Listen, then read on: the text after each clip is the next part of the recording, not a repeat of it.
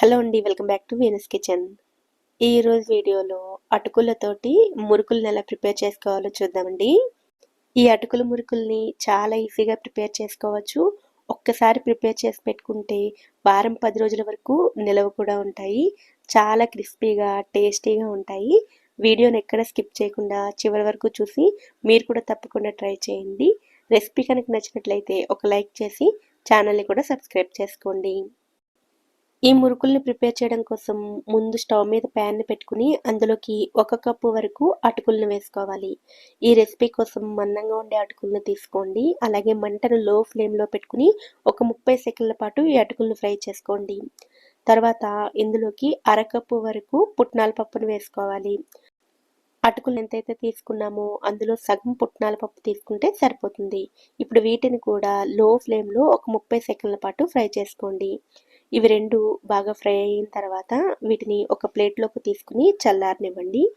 పిండిని వేడి నీళ్ళతో కలుపుకోవాలి. అందుకోసం స్టవ్ మీద గిన్నెతో నీళ్ళని పెట్టుకుని మంటను లో ఫ్లేమ్లో పెట్టుకుని వేడి చేసుకోండి. తర్వాత చల్లారిన అటుకులు పుట్నాల పప్పును మిక్సీ జార్లో వేసుకుని వీలైనంత మెత్తగా గ్రైండ్ చేసుకోవాలి. మెత్తగా గ్రైండ్ అవుతుందా లేదా అని అనుమానం మీకు ఉంటే జల్లించి తీసుకోవచ్చు. ఇలా మెత్తగా గ్రైండ్ చేసుకోండి. ఇలా గ్రైండ్ చేసుకుని ఈ పొడిని ఒక బౌల్లోకి తీసుకోండి. తర్వాత ఇందులోకి ఏ కప్పుతో అయితే అటుకుల్ని తీసుకున్నామో అదే కప్పుతో 1 కప్పు వరకు బియ్యం పిండిని వేసుకోవాలి. ఇది మార్కెట్ నుంచి తీసుకొచ్చిన పొడి బియ్యం పిండేనండి. మీరు కావాలంటే 2 కప్పుల బియ్యం పిండి కూడా వేసుకోవచ్చు. అయితే పుట్నాల పప్పు అటుకుల ఫ్లేవర్ బాగా తెలియడం కోసం నేను 1 కప్పు మాత్రమే వేస్తున్నాను. తర్వాత 1 టేబుల్ స్పూన్ నూనెని కానీ లేదా నెయ్యిని కానీ వేసుకుని పిండి అంతటికి బాగా పట్టేటట్లుగా కలుపుకోవాలి. నూనె పిండిలోకి బాగా కలిసిపోయిన తర్వాత పిండిని ఇలా ముద్ద చేసి చూడండి. ముద్ద చేస్తే ముద్దగా అవ్వాలి, పొడి చేస్తే పొడిలా ఉండాలి. ఇలా ఉంటే నూనె కరెక్ట్గా సరిపోయినట్లు. ఇప్పుడు ఇందులోకి రుచికి సరిపడ ఉప్పు, 1 టీ స్పూన్ వరకు మిరియాల పొడి వేసుకోవాలి. మీకు నచ్చితే కారం కూడా వేసుకోవచ్చు. నేనైతే మిరియాల పొడితో చేస్తున్నానండి. ఇందులోనే 2 టీ స్పూన్ల నువ్వులు, పావు టీ స్పూన్ ఇంగువ, 1 టీ స్పూన్ వరకు వామును ఇలా చేతులతోటి కొద్దిగా నలిపి వేసుకోండి. అప్పుడు ఫ్లేవర్ బాగుంటుంది.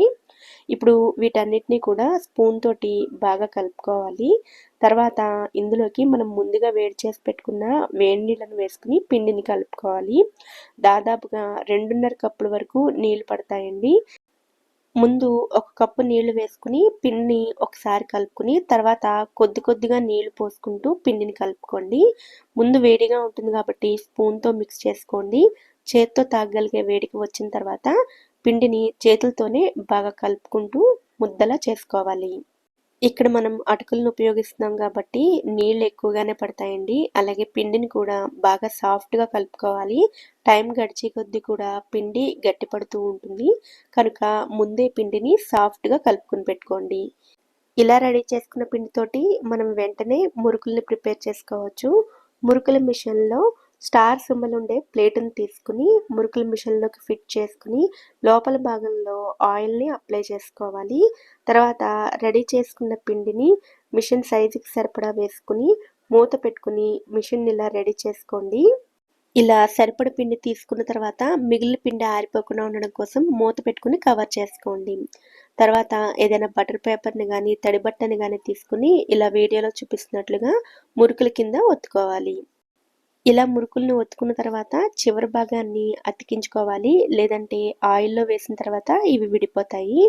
తీసుకునేటప్పుడు ఈజీగా ఉంటుందని నేనైతే ఇలా సిలికాన్ షీట్ మీద ఒత్తుకున్నానండి.